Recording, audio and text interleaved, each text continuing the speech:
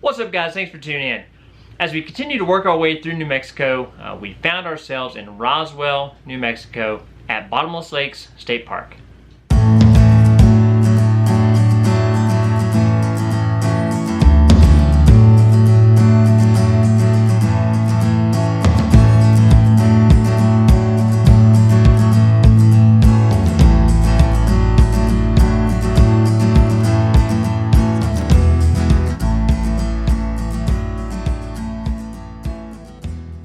So since we've been moving pretty quickly, we decided we were going to try to find somewhere to stay for about a week. And the price was right with the New Mexico State Parks. Yeah, the price breakdown ended up being about $15.50 a night, and that was for electric and water hookup site. New Mexico State Parks, what we have found, are a tremendous value. Not very expensive at all, and Bottomless Lakes was very popular. It was pretty full when we got there. We arrived on a Sunday. Some of the people left on Sunday. We thought maybe during the week it might be a little quiet. Not the case. That place stayed pretty busy. Not completely full during the week, but stayed pretty busy. So Bottomless Lakes State Park, kind of unique and pretty neat. It was actually formed, the lakes in the state park were formed by sinkholes. Those sinkholes range anywhere from 17 feet to 90 feet deep. They let people go scuba diving there in those lakes, so very unique to find something like that. So we were in Site 31, a really big pull-through site. There are 32 sites at Bottomless Lakes State Park. 26 of those are water and electric, and then 6 of them are full hookups. They do have a section of campsites that run kind of along the lake. They're lakefront on Lee Lake, which is the biggest one in the park. You're not allowed to fish in Lee Lake. They pretty much reserve that for like water sports, water activities. You can swim, you can tube, kayak, all that, but you can't fish there. On the other side of the lake, they have picnic shelters. There are 24 picnic shelters with a beach and a playground. Very nice setup, and just a really nice spot right there on the lake. And so you don't have to worry about anybody fishing. You can pretty much access all that shoreline and just spend the day enjoying the lake, as long as it's not too cold like it was when we were there. So one thing to note about Site 31 is it did flood when we were there. We had quite a bit of rain while we were there and heavy winds, so that's really the only site that we noticed that had the most water. Yeah, of course. So there were multiple sites for us to choose from when we made our reservation. That Site 31 looked like a pretty good spot, so we picked it, and we paid for it after it rained, because the whole front and beside the site over where our electrical box was just completely nasty mud, standing water out front where we had to park the truck. So all the other sites seemed to drain off. The ground was wet and it was muddy, to walk on, but didn't seem like any other sites actually had standing water in them except for Site 31. So keep that in mind if you're going there and it might rain. So Bottomless Lakes State Park is about 25 minutes outside Roswell, about 14 miles. My dad, when I was growing up, was very intrigued by UFOs and documentaries and shows about UFOs. So all my entire life growing up, I've heard about Roswell and heard about the alleged UFO crash in Roswell in 1947 and all the sightings, UFO sightings that followed after that. So when we were going to be in the area, we couldn't pass up Roswell, and I was very curious what this place actually was like, because I have heard so much about it and seen so many documentaries and different shows growing up over the years. You might think that a city based around a UFO crash would be hokey, and you'd be right. I mean, man, I'm not trying to slam on Roswell too hard, but they more than get their money's worth out of that alleged UFO crash. I've never seen so many aliens hold up signs to businesses, and aliens in the logos on businesses, and they get their money's worth out of that UFO crash for sure. So while we were there, we said, well, we can't come to the UFO capital without checking out the International UFO Museum. The actual name is the International UFO Museum and Research Center. I'm not quite sure what they research. We did go to the museum, and a little disappointed.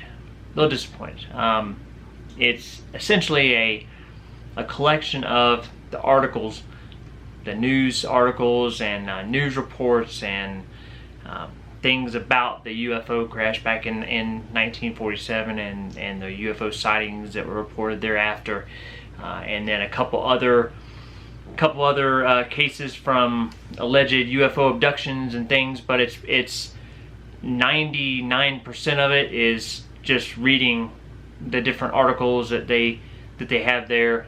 They've got them blown up on some boards for you to read, and some timelines and things like that. But I mean, if you're into, you know, reading about all of that information, it's all there in a nice, convenient area for you. And that is true. They do have all that information in one spot. So if you're interested in reading about it, then that's going to be your spot. But if you're already kind of familiar with it, with the story, and have watched any kind of documentaries on it, you're not really going to learn anything new by going there. And it was fairly inexpensive. I think it was $5 for adults and $2 for yeah, kids. I mean, it was only $12 for all three of us to go. So, you know, spend some time there. Doesn't take a very long time to go through. So we did that. So there's also a place there called the UFO Roswell Spacewalk. And this is a display that you walk through. You go through there, and it's basically all done in black lights, so everything's glowing. We had already elected to not do that. We weren't going to do that. I mean, it seemed like it was a fairly popular attraction in Roswell when we looked it up online, but yeah. Yeah, we opted out of that, and then ironically enough, we ran across another full-time RV family that had been there just a few weeks before we got there, and it's a family that we communicate with on social media. We have not met them in person. Look forward to doing that one day, but we have talked to them through on YouTube and through social media, and their channel is Why Wait. So if you want to see a video of what the blacklight UFO spacewalk looks like, you can check out their channel. They have a very good video on the International UFO Museum that's there, and also on the spacewalk blacklight attraction. And actually, after seeing their video, we were glad that we passed on it. Their thoughts on it were kind of the same as what ours were. That we were watching their video, and we kind of made the comment like, "Wow, that looks like it'd be kind of scary for kids." I mean, it looked more like something you see around Halloween time or something like that. And then they actually touched on that a little bit later in the video. So while we were out doing that stuff in town, checking out the UFO Museum in Roswell, we actually decided that we were going to go ahead and do an Amazon pickup order while we were there. So the Allsups convenience stores actually had the Amazon pickup lockers there, the outside lockers where you scan the code and you can pick up your order. So downside to doing Amazon pickup orders in those lockers is that if you order too much stuff, or if the stuff's too big and they don't have a locker big enough, you either have to split your order into 2 different orders, and then it's going to arrive at two separate times, or you'll just have to, you know, trim some stuff out of your order so you don't have as much stuff being delivered to the locker. We had to end up doing ours at 2 separate times. It's coming time to do the service on the truck. Wanted to get the oil filter, wanted to get the fuel filters for it, and pick up some other things that we were needing. So we actually had to split it up into 2 orders. So another thing that you can do in Roswell, if you're a fan of disc golf like we are, Enchanted Lands Disc Golf Course is located in Roswell. It was a little sketchy when we first pulled up. We didn't think it was going to be a very good course. The first few holes, it's all dirt. There's no grass anywhere that you can see. But then as you start to work through the following holes, you go across a little bridge, and it actually leads back into a very, very nice park. And then the course plays out through the park, and then you get to hole 10 and turn around, and it plays back and ends right back at the parking lot. Way, way better disc golf course than we thought it was going to be. And Yeah, so if you're into disc golf, and Chandler's disc golf course out there is definitely worth the stop. It's a really nice course out there in Roswell. While the time that we spent at the state park, we decided to do a couple of hikes while we were there. The first one was the Wetlands Trail. It's just over a half mile. It's 0.6 miles. It's a loop that starts right at the parking lot, right outside the campground. So you could actually walk from the campground right over to where the trail starts. You can walk a loop. It kind of takes you out through the wetlands area and then loops you back to the parking lot. It's a very nice walk. Most of it is a boardwalk. The last little bit of it, you come off the boardwalk and then you walk the trail back to the parking lot. But it's all flat. There's no hills. So Dylan was a big fan of that. But the second hike that we took, we made him work a little more on that one. So the sinkholes that had the lakes, as you're coming into the park, you'll pass them. They'll be on the left-hand side. You'll see the big holes, but you can't really see the lakes from there too much. But you can hike up the hill and get up high and up to the top of the sinkholes there, to where you can look down and get a really beautiful view of the different lakes that they have there. And so that's what we did. We did that close to our last day there. We were kind of waiting to get a little bit better weather. We really battled a lot of rain and a lot of wind, so everything was wet and it was just cloudy, windy. But we finally got a break close to the end of our stay, and we made that hike up to the top. Got a beautiful view of all the sinkhole lakes there, and it was well worth the effort to get up to the top. It's a pretty unique hike. It's not really like a hike that's marked anywhere, but you can see the trails that go up where other people have gone up before, to get up there to the top of the hill. So that's what we did, and it was an awesome view from up there. Yeah, for sure. And another thing we decided to do from Bottomless Lakes was to make a day trip to visit 2 national parks. And one was Guadalupe Mountains National Park in Texas, and then 40 minutes away from there was Carlsbad Caverns in New Mexico. So it took just over 2 hours to get to Guadalupe Mountains National Park. We originally weren't really planning on going there initially, but once we looked it up, we realized that all we'd have to do is drive an extra 40 minutes, and we're already going that far. So we went ahead and went on down to Guadalupe Mountains National Park. Didn't spend a tremendous amount of time there. Checked out the visitor center, did a short hike that they had there, and then on the way back we stopped at Carlsbad Caverns. That was awesome. And we're gonna have a video coming out on those 2 national parks shortly after this one.